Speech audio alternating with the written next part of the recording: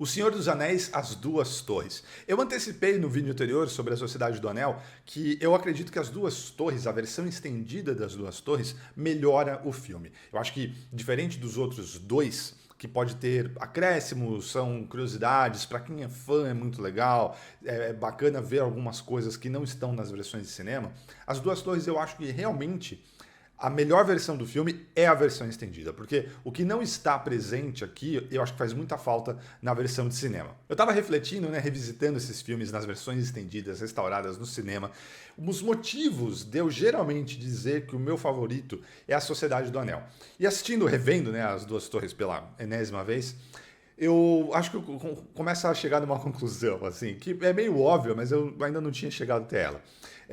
A partir das Duas Torres, e isso vai acontecer no Retorno do Rei também, em diversas escalas diferentes, na Sociedade do Anel, a gente tem uma linha narrativa única, praticamente, digamos assim. A gente tem um grupo de personagens que vai crescendo a sociedade até o momento que ela se forma e aí vai se separar. Mas toda a narrativa é através daquele fio, é através daquele grupo de personagens. A gente não está vendo histórias paralelas acontecendo em outros lugares com outros personagens. Tem coisas aqui e ali, de Mordor, do Saruman, mas a narrativa principal, os personagens principais estão todos juntos. E nas Duas Torres, e depois no Retorno do Rei, obviamente, a gente tem essa divisão. A gente tem narrativas paralelas bem distintas, em locais diferentes, com personagens diferentes, novos personagens sendo introduzidos. E acho que um dos problemas. E é difícil falar assim problemas, porque eu considero esses filmes maravilhosos, tudo 5 estrelas, a trilogia como um todo é uma obra fabulosa. Mas por que eu tenho esse carinho maior, digamos, não sei, essa compreensão de que essa sensação e análise de que A Sociedade do Anel é o melhor filme e é o meu favorito? E acho que é por conta disso. Porque aqui nas Duas Torres fica muito claro assim, que a partir do momento que a gente tem a divisão das narrativas, algumas são mais interessantes que outras, né? Já acontece nos livros isso, é natural, mas é difícil, assim. Nos livros, eu lembro que também nos livros eu ficava louco para voltar para a narrativa que estava junto do Aragorn, do Legolas, do Gimli e tudo que vai acontecer com eles. Porque apesar de tudo que está acontecendo com o Frodo, com o Sam ser interessante, do que acontece na floresta com o Merry e o Pippin, tem algo ali nessa história dos três, né? E tanto não é à toa, né, que muita gente gosta demais desse filme, e é curioso que apesar de ser o menos celebrado, notas da crítica é o que tem a menor nota dos três, premiações é o que levou menos prêmios e indicações. Muita gente com quem eu converso, que eu conheço ao longo dos anos, inclusive aqui no canal, tem esse filme como favorito. E eu tenho uma teoria de que esse filme é o favorito de muita gente por conta da narrativa do Aragorn, do Legolas e do Gimli e da sequência de batalha do Abismo de Helm. Digam-me aqui se eu estou certo, se esse for o seu caso, ou se não, se eu estou errado, se são outros motivos que fazem esse, se é o caso, ser o seu filme favorito da trilogia, mas é que toda aquela parte, toda aquela sequência assim, vale o ingresso, é maravilhoso aquilo tudo. Não que as outras partes não sejam. Embora, desde a primeira vez que eu assisti, e já acontecia em certa medida no livro, toda a parte que se passa lá na floresta, né, com os Ents, com o Barbárvore, e o Merry e Pippin, assim, o filme quando volta para eles, tá, ok, não é tão divertido, não é tão, cinematograficamente também não é. Talvez, e agora, nesse momento que eu tô gravando o vídeo, eu acabei de assistir o terceiro também, lá no cinema, né? E farei o vídeo aqui, assistam o próximo vídeo também. Me parece que é o que mais, o que pior envelheceu visualmente da trilogia.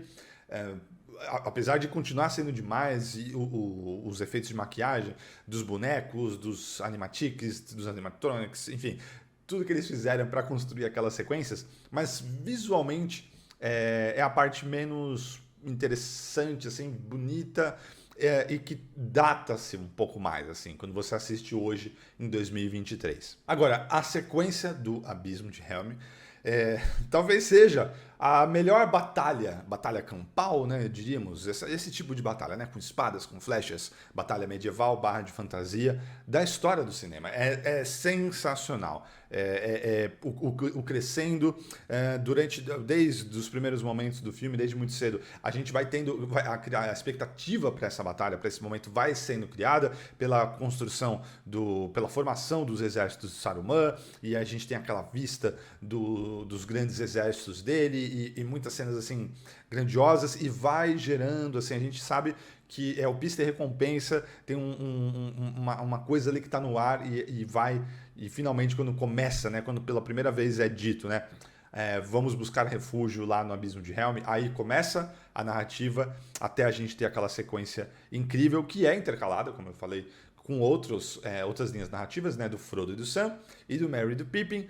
Obviamente, por a gente estar naquela sequência sensacional, toda vez que a gente volta, e tem razões narrativas, obviamente, porque tem que mostrar a história, óbvio, tem que ser intercalado, seria horrível, né, se nesses filmes, e na maioria dos filmes, na verdade, né, que tem uma estrutura narrativa que tem histórias acontecendo ao mesmo tempo, tem que ser intercalado. A gente tem que ver e vai uma cortar e a gente vai ver a outra, porque se você esperar para mostrar uma de cada vez, são casos muito específicos, são filmes muito específicos que permitem que isso seja feito, né?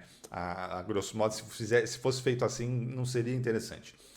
Mas, por aquela sequência tão incrível, toda vez que a gente sai dela, principalmente enquanto a gente está na Batalha do Abismo de Helm, dá uma sensação de eu queria continuar lá. Mas obviamente que eles usam isso muito bem, porque quando sai de lá é porque deu um gancho de alguma coisa. E aí eles voltam, a gente já está no meio de uma outra ação, de uma nova ação.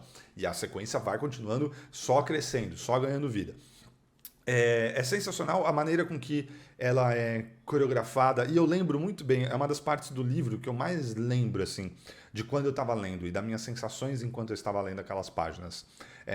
Porque a memória, eu acho que eu até tenho eu tenho uma boa memória para cinema, para filmes, para nomes, para cinema de maneira geral. Para livros eu não é tão assim. E basicamente para nenhuma outra coisa que nem a minha memória para cinema. Mas eu lembro dessa sequência do Abismo de Helm, eu lembro muito bem. Eu empolgado, eu estava na sala lá de casa, lá em Atibaia, lendo e não queria parar. E geralmente quando eu leio, eu fico imaginando trilhas na minha cabeça. E eu, muito empolgado com aquela sequência toda. E a sensação tátil, digamos assim, que eu senti quando eu li, eu senti também na Batalha do Abismo de Helm, né, no filme. E a questão da noite, que ajuda muito cinematograficamente falando, dos efeitos, por conta da luz, porque você consegue esconder melhor as coisas, e isso vale até hoje. Tem crítica aqui no canal recente que eu falo sobre isso em alguns filmes, né? Quando tem cena no dia, aí você vê que fica meio falso, e à noite não. Então a noite consegue esconder tudo, mas também gera um clima próprio dessa batalha noturna e as luzes de tocha. E lógico, para dar assim, né, a cereja do bolo é que também chove, né? Aí é uma maravilha, né? Tem chuva, é à noite, caos, sujeira, é muito tátil, é tudo muito visceral. É sensacional. Aquela sequência toda, a maneira com que ela é construída, é quase que um curta, um média-metragem dentro desse outro filme maior. Para falar das cenas que não estão na versão de cinema e que eu gosto muito, eu costumo citar principalmente o flashback da família do Boromir, do Faramir e o pai deles, né, o Denethor, lá em Gondor. E eu acho que essa cena faz falta na versão de cinema, né? Tem um fator interessante porque tirando, né, se não tem essa cena na versão de cinema, a gente só tem o Boromir no primeiro filme mesmo, né? Fora uma ceninha lá de devaneio no terceiro, mas é legal poder ter uma cena de novo ele aqui. E aquela sequência, ela é muito importante, eu acho que para o próximo filme. Se a gente não tem sem aquela cena na versão de cinema, dos três, do pai, da relação, a maneira com que ele trata o Faramir, e que ele basicamente desconsidera aquele filho e só louva o Boromir, o filho mais velho, aquilo é muito importante para o Retorno do Rei. E na versão de cinema das Duas Torres não tem aquela cena. Não tem aquela sequência. Então, eu acho que isso faz falta bastante, assim. Tem muitos momentos, digamos, o conjunto, eu acho que não é tão redondo, nem nas Duas Torres, nem no Retorno do Rei. tem um pouquinho mais assim, a gente passa por algumas lombadas, algumas valetas. Enquanto que a Sociedade do Anel, eu acho que assim, é uma estrada que é um tapete o tempo todo, um retão lindão, assim, que não tem momento nenhum, você não precisa dar uma diminuída para passar por nada. E acho que as Duas Torres e o Retorno do Rei apresentam isso. De novo, pela natureza, pelo escopo, pelas linhas narrativas, não tinha como. Não é uma crítica assim, é porque não tem como, pela própria natureza da narrativa que está sendo adaptada, e eu acho que eles fazem da melhor maneira possível. Esse filme também tem a minha personagem favorita dos livros, que é a Elwyn.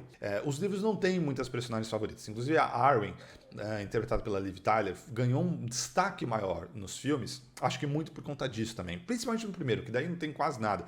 A gente tem personagens secundárias, algumas, assim, sim, tem a Galadriel, mas que é uma presença ali meio etérea, a gente não tem na sociedade, enfim, e não tem uma mulher ativa. Então, nos filmes, eles ampliaram o papel da Arwen, e eu gosto do que eles fizeram, mas mesmo nos livros, a Elwyn sim, a Elwyn é a personagem feminina com mais destaque, a personagem mais desenvolvida, a personagem, enfim, que tem vários momentos, várias cenas e tudo mais. E eu adorava ela, assim, ela é a minha personagem favorita dos livros. E acho que ela brilha muito aqui, interpretada pela Miranda Otto. Eu nunca fiquei com a sensação de que a Elwyn do cinema estava no mesmo patamar da Elwyn dos livros para mim. E mesmo a Miranda Otto era muito jovem, não sei se foi nos primeiros trabalhos dela, acredito que não, mas assim, dessa escala com certeza, né? Ela estava começando a carreira dela. Eu acho que ela ficou melhor atriz depois, e não que ela não esteja bem nos filmes. É só que a comparação é meio covarde, né? Então, comparando com o Ian McKellen, com o Viggo Mortensen, ela não tá no mesmo patamar. E nas páginas ela tá, a personagem. Então é só essa questão, assim. E também tem mais espaço no livro, tem mais coisas do que mesmo nos filmes. Mesmo ela tendo destaque nos filmes, nos livros ela tem mais presença, ela tem mais cenas.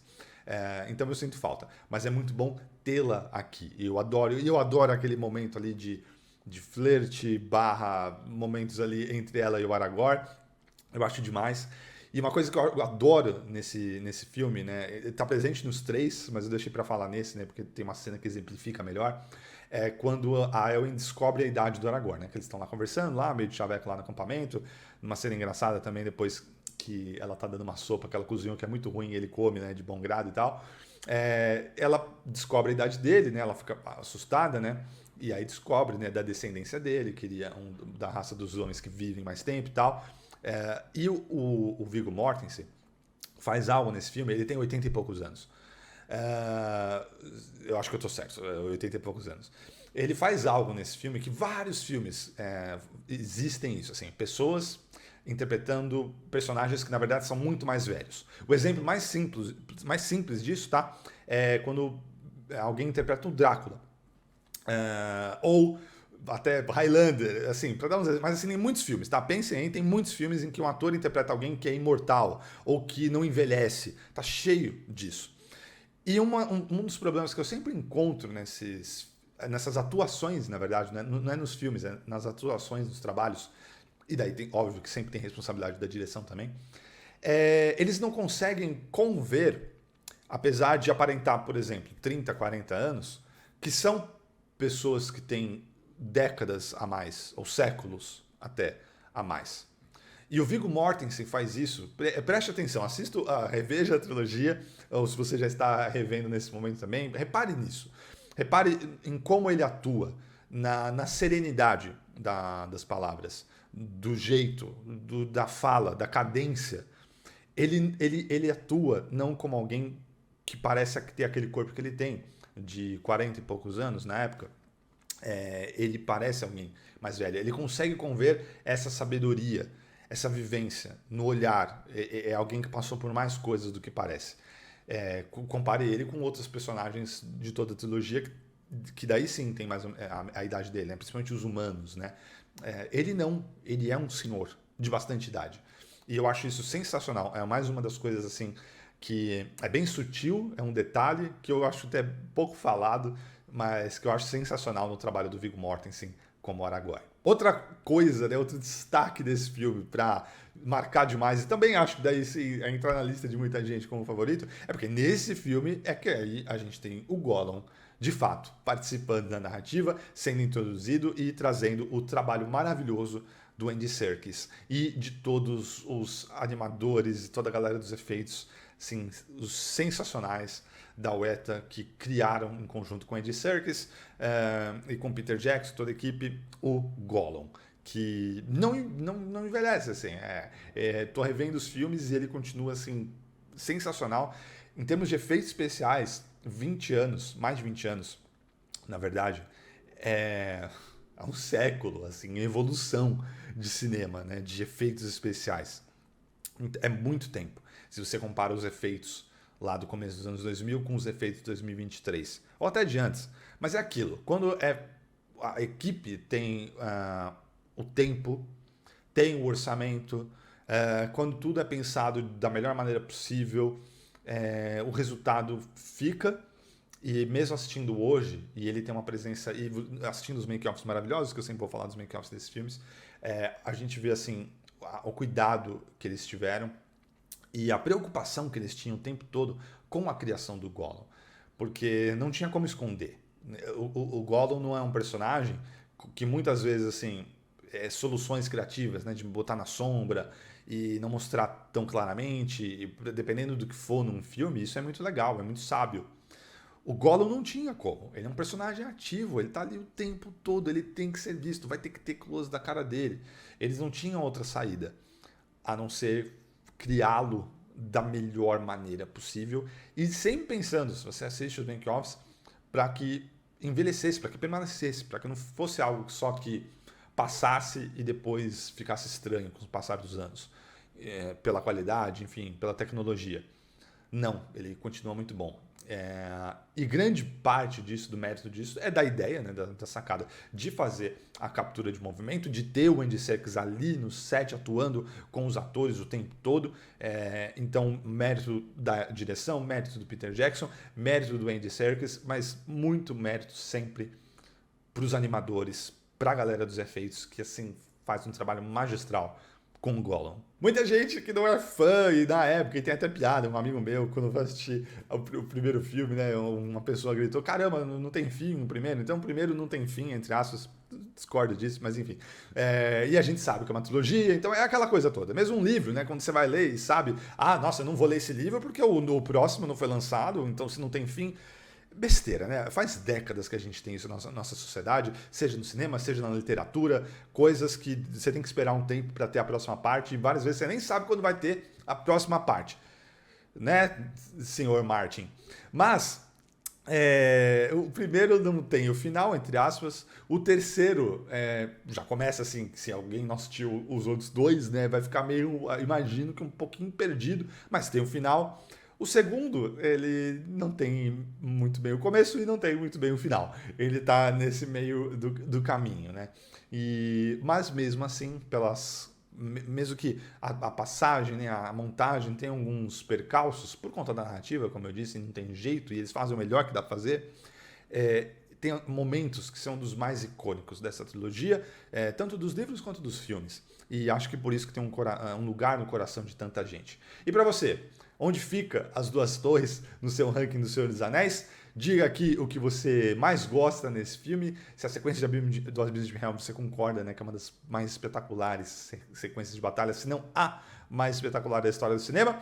E a gente se vê no próximo vídeo do Senhor dos Anéis sobre o Retorno do Rei, ou outros vídeos aqui no canal. Se você não é inscrito, por favor, considere se inscrever. Deixa o like se chegou até aqui no vídeo, né? Por favor, deixa aí o like que ajuda bastante na divulgação. E a gente se vê no próximo vídeo. Um grande abraço e até mais.